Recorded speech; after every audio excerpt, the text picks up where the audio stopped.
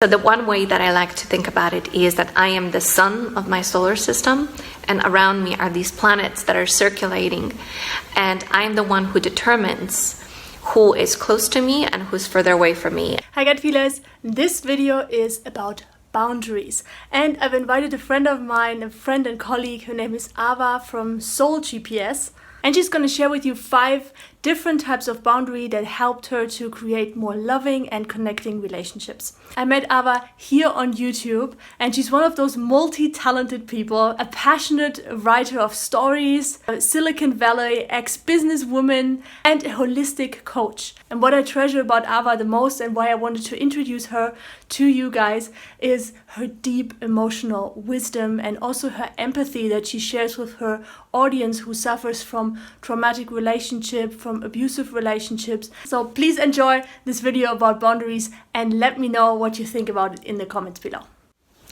Hi, this is Ava from SoulGPS. Today, the topic of our video is boundaries. What are boundaries? Simply, they're limits that we place on the relationships we have with other people, things, ideas, even with ourselves. And in this way, they can become a container of moderation that we can use to prevent oversharing and also to set goals for ourselves. And for instance, say, I am not going to do X, Y, and Z anymore because I know it's bad for me, right? So it can be a great form of restraint on abuse, for example, tolerating too much abuse, too much pain, violence, and so on and so forth.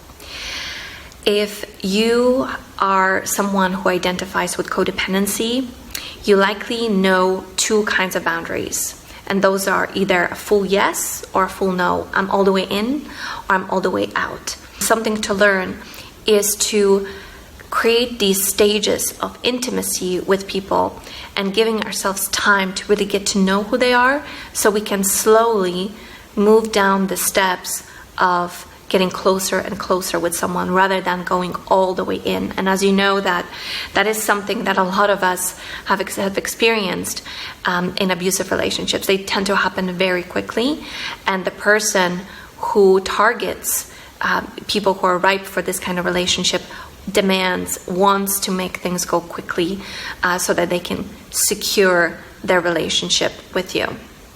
So the one way that I like to think about it is that I am the sun of my solar system, and around me are these planets that are circulating, and I'm the one who determines who is close to me and who's further away from me. And because it's a dynamic thing, much like a cell membrane, right, lets nutrients in and keeps toxins out. It's not a wall, it's not a solid wall, it's flexible. I can change the kinds of boundaries that I put around myself depending on where I am in my life, what circumstances I'm in, and the people that surround me. So in this video, what I wanted to do is give you 5 examples of boundaries. So if you are someone who just can't quite get their mind around, what it is, what they are, because I remember myself being there before and just like, I'm not quite understanding, what am I supposed to do again? So I wanted to give you some examples that maybe they can be useful, and maybe you can relate to them, and maybe you can also say, yeah, I've actually got that, and I've tried that, and it works. So the first kind of boundary is the strongest one of all, and it's the no boundary, or it's the no contact boundary that you use when you leave a toxic relationship. It is also the kind of boundary you can use in order to test who you're dealing with. A lot of coaches say that if you use the no test on a toxic person, they are going to react in a way that's going to let you know fairly quickly who you're dealing with, because narcissists, abusers, sociopaths, these characters, they really don't like to be told no. So you will see them typically react with rage, or they may treat you with silence or punish you in some other way. They just do not like no. Another kind of boundary it's a little bit softer one, because the no is a bit of a wall. The second one is a little bit softer, and in fact I think it's really healthy to utilize in all sorts of relationships, and that is basically, I don't accept what you said, or I don't accept your belief system. I don't agree with it. Another way to say is I don't agree. And it's very healthy to disagree, even with the people you really love and you respect, right? Because if we always are agreeing, then maybe not fully feeling it, we're either disconnected from ourselves or we are in a people-pleasing mode. So we need to watch out for that. Another boundary I really, really love is the maybe boundary. And this boundary gives you more time because you don't need to right there and then commit under pressure to say yes or no. You can just say maybe. I don't know yet. I haven't yet come to the point of making a clear decision. I need more time. It's a good boundary. Another one, the fourth kind of boundary is just essentially it's a temporal boundary about slowing things down. Slowing things down enough, especially in new relationships that you're forming, to really get to know someone and give yourself the time to also understand how you feel about them, see how you respond when you are not communicating. Are you going into codependency default zone when you're literally freaking out and you're just going like, this person doesn't like me, what have I done, blaming yourself, right? It's very common.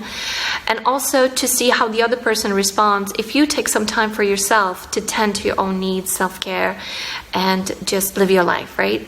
So that's a good one, slowing things down. And a final one I want to share with you is it's what I call the modifier boundary.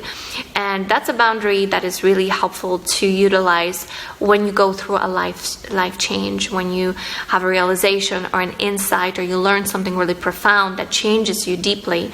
And then you come back and you look at your relationships and you see that they actually need some adjustments. Maybe some people no longer fit in your closest circle. Maybe someone betrayed you and you found out about it. Maybe somebody told your secret to the people that weren't supposed to hear it, what have you. This is something for you to discern, for you to decide. But I think that modifying boundaries with your friends and family is also a very healthy thing. So initially, if you're coming out of toxic relationships and this is still sort of a foreign concept to you, this may feel like you're doing a lot of thinking, like like it's kind of almost mechanical. It requires a lot of effort and energy on your part. That's very normal. After some time of you doing this very consciously, it's going to become spontaneous and automatic, much like driving. Initially you learn to drive by being very aware of every single step, but eventually you're just in the flow of it, and that's exactly how this works with boundaries. So I want you to know through this video that you have a right and actually also responsibility to set boundaries with other people. Don't wait for them to decide, what they mean to you. You be the one to decide what they mean to you, and how you want to carry a relationship, how you want to treat a relationship. It's really, really up to you. You have more power than you may think.